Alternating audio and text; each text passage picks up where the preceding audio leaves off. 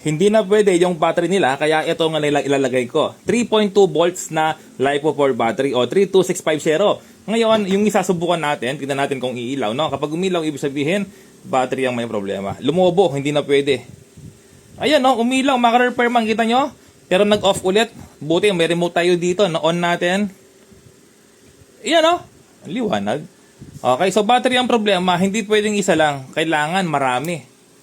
No, kailangan maraming battery, no? Kasi kapag isang battery lang na ito, hanggang malalobat yan. Ayan, no? Umilaw naman siya. Ngayon, ang gagawin natin, dagdagan natin yan kasi ito lang yung battery ko, no? Kailangan kong bumili ng battery pa ng ganito na 32650. Lalagyan natin ng BMS, no? So, bali, ito, maka-repair man ay S1 lang, no? Ito ay 3.2 volts lang. Hindi pwedeng 6 volts.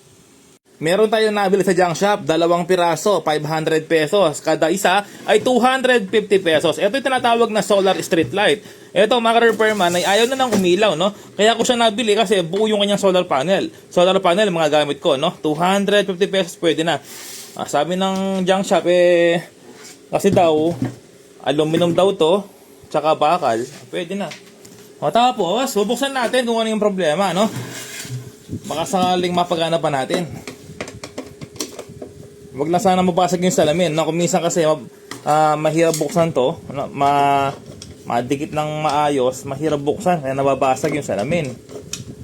Ngayon, tignan lang natin, no? Una sa lahat, kapag ayaw gumana ang inyong floodlights, ito yun, or solar lights, no? Battery kaagad ang inyong bubuksan. Number 1, battery. Pangalawa, yung wire na solar panel, no? Kasi naka-expose siya, nakabilad. Minsan, nangyayaring corrosion. Ibig sabihin ng corrosion, yung mga wire ay umaasin or nagalos. Kaya, ganun.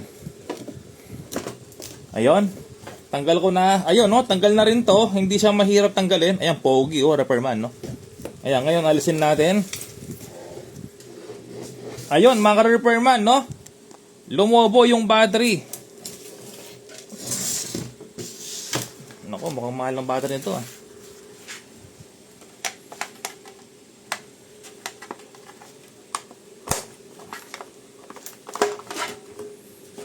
Nako, lumobo yung battery, mga repairman, no?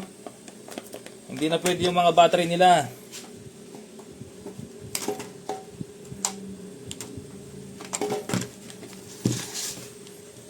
Hindi na pwede yung mga battery. Ano na? Mukhang hindi LiPo4 to, Ibang klase yung battery.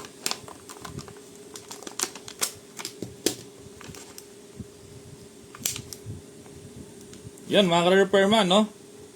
Hindi LiPo4 to, parang battery ng cellphone.